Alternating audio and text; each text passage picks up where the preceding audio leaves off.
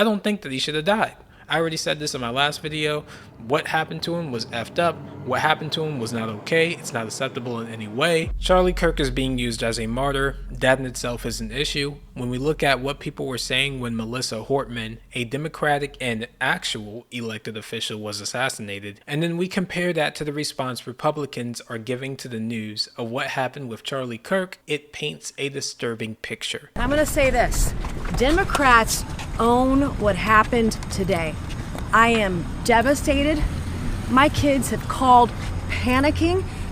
All the kids of every conservative in the country called panicking. Just because you speak your mind on an issue doesn't mean you get shot. Then, by that logic, do Republicans own the shooting of the 2 Democratic lawmakers in Minnesota? Isn't this on both sides? Are you kidding me? No, I'm asking We a don't serious know what question. condition Charlie Kirk is in right now. Some raging leftist lunatic put a bullet through his neck, and you want to talk about Republicans right now? No. No, I'm asking not at all. You said the Democrats have donated Democrats own this. But isn't there a problem with political violence across the spectrum? Yeah, we're talking about Charlie Kirk. I'd go as far as to say these people are planning to use his death to both increase and then justify violence to those who oppose them politically. And they are flatly laying the blame to Democrats, despite not even knowing who actually shot Charlie. And yeah, we do have a person of interest, but we don't know who was actually behind the gun. Even if it comes out that the shooter was left-leaning, the point still stands. Somehow, they know more than the FBI does about this guy, and they're already pointing fingers. And if he does happen to be right-leaning, I'm pretty sure they're just going to drop it. They're going to you're literally not going to see anything about this on Twitter. They're going to be silent. They're going to be radio silent. Oh, he was a crazy right-wing nut job. That's probably all they're going to say, and then that's it. They're not going to say anything. They probably won't even say the last part. They'll just say he was crazy. That's it. They'll drop it.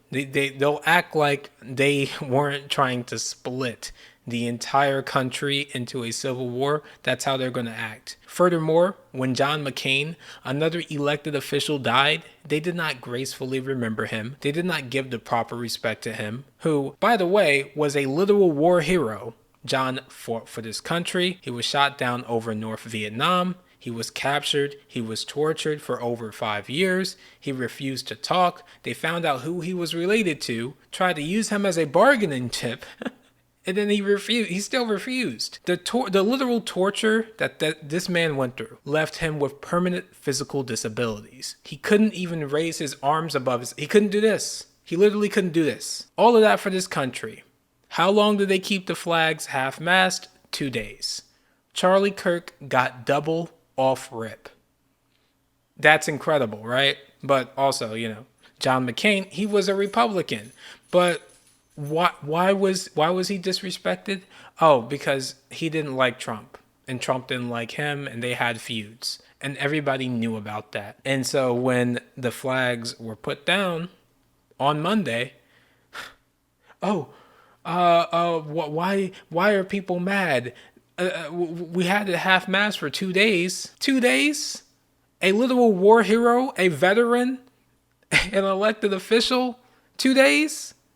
I mean, he's a Republican too, right? People are saying we have gone too far. People shouldn't be celebrating his death, when Charlie Kirk himself celebrated violence against Democrats in the past. After Paul Pelosi, Nancy Pelosi's husband, was bludgeoned and left with a skull fracture, Charlie Kirk, after insinuating Paul Pelosi was gay, asked his listeners to bail out Pelosi's attacker to question him. Okay, now maybe that meant something was going to happen to him afterwards, but it didn't sound like it. You can listen for yourself. Why is the Republican Party, why is the conservative movement to blame for gay schizophrenic nudists that are hemp jewelry makers breaking into somebody's home, or maybe not breaking into somebody's home? Why are we to blame for that exactly?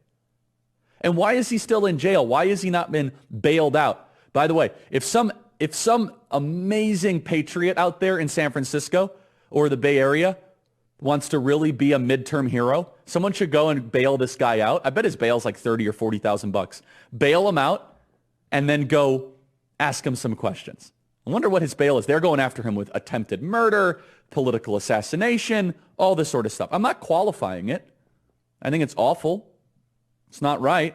But why is it that in Chicago, you're able to commit murder and be out the next day? Why is it that you're able to trespass, second-degree murder, arson, threat of public official, cashless bail? This happens all over San Francisco. But if you go after the Pelosi's, oh, you're let out immediately. After Melissa Hortman and her husband and their dog was murdered by a right-wing extremist in Minnesota, Kirk tried to link Governor Walz and other Democrats to the murders. Then Trump blamed the radical left before the real facts came out. Funny how the party that is pro-guns immediately blamed the party that is anti-guns for any gun violence. It's funny how that works. But regardless, Charlie Kirk celebrated violence against Democrats. Trump is already going after people's families. We already know that, right? The right is already violent against the left. They have already killed political figures. We did not attempt a civil war over Melissa Hortman. But if we must fight, remember her as the first victim to this senseless hatred. She did not deserve to go out that way. She did not deserve to lose her husband that way. And anybody, you know what? It is what it is, right? It is what it is. Let's talk a little bit about the alleged shooter. Okay, the FBI has a person of interest. Here the guy is. As you can see, he's kind of scrawny looking. But apparently he was a real shooter, allegedly, right? We don't know if this is actually the guy, but they have basically tracked down his entire path. They were like, yeah, he went here, he did this, he went upstairs, and he went down here, he jumped over this, he ran through this neighborhood. Okay, they have a pretty good picture of what he was doing that day. After he crosses the street, this is where he moves over into the wooded area. This is the video evidence that we utilize to track his movements. They're offering a reward up to $100,000 or about 73,000 euros for information about the incident. The killer is still at large, but they found the alleged murder weapon. Okay, after he fled, he dropped a Mauser .30-06 bolt action rifle. They got the alleged murder weapon. They got a pretty good look at the guy. Apparently some people did actually catch him on their outside door cameras or whatever they had. They did catch him. They got a pretty good look at his face. Now, if that guy isn't halfway across the country, or out of this country rather, already, he probably is going to get caught. I'm pretty sure somebody is going to be able to at least connect the dots and be like, oh yeah, I know this guy, or doesn't he look like this guy, etc., etc. You know how the internet works, all right? Charlie Kirk, his body is being flown over on Air Force 2, the vice president's aircraft, okay? He is not an elected official, but his body is still being used in this way, which is, you know what? I don't actually have a problem with it. I don't think that he should have died. I already said this in my last video.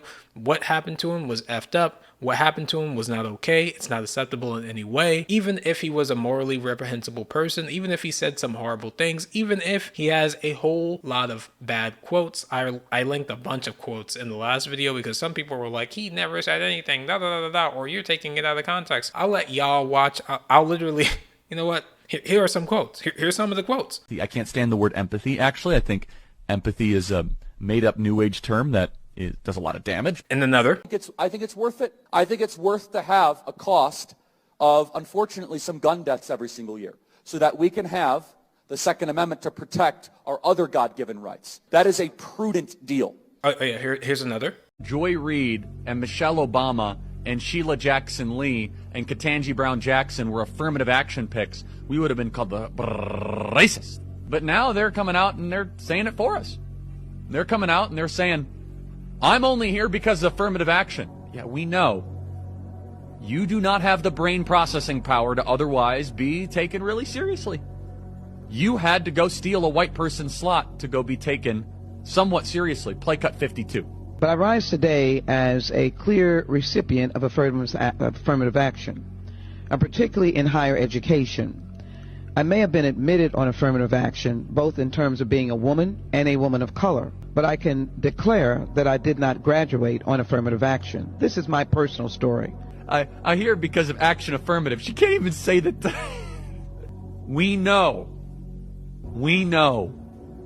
It's very obvious to us that you were not smart enough to be able to get in on your own. I couldn't make it on my own, so I needed to take opportunities from someone more deserving. You know, this is how arrogant Joy Reid and Ketanji Brown Jackson and Michelle Obama and Sheila Jackson Lee are. They're so narcissistic, they think this is persuasive. So I'm sure you get the point. So again, we can't pretend that he wasn't an inflammatory person, okay? But I am going to say, again, he didn't deserve to die. You going out, you doing a political thing, you doing your whole thing with your politics and your agenda and your narrative and all that stuff, as long as you're not hurting anybody, you should be able to do whatever the F you want, say whatever the F you want. This is a free country. We have rights. We have free speech. I love free speech. I love being able to say this stuff, say whatever I want. I love hearing other people say whatever they want, even if I don't actually jive with it. I at least like the idea that you can go out and say some horrible stuff and people just have to accept that you said some horrible stuff and they'll deal with it however they deal with it. But at least you're able to do that without going to jail, okay? And that's a really cool right to have. And I completely 100% support it. He said some horrible things, whatever. He did not deserve to die. Nobody does.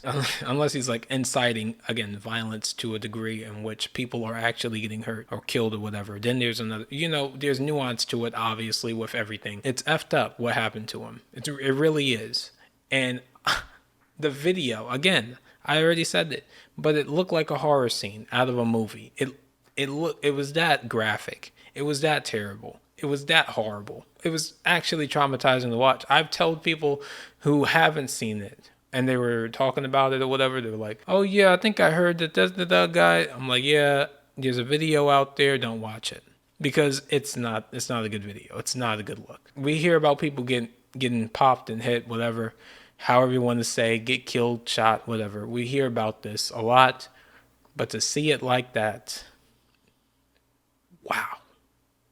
Jesus Christ, Jesus, the inhumanity that you have to do something like that to another person, completely fucked up. And I'm not going to censor that one out. Completely fucked up. This guy, I don't really care who he is, left, right. I don't care if he gets caught, prison for the rest of his life. If not, the death penalty. I don't know if that's on the table. And was it Utah? If he gets caught there, I don't know where he's going to get caught. I don't know how they're going to do it. It's definitely going to be a federal case anyway. I don't know how they're going to spin it. But I wouldn't be surprised if they try to figure some things out and pull some strings, okay? Because Jesus Christ, how evil do you have to be to do this to another person?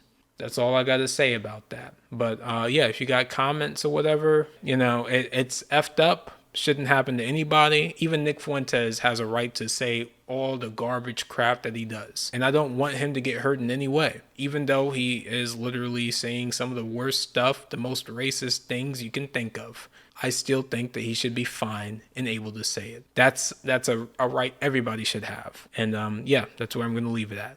Like, comment, subscribe. You guys know the deal. Peace.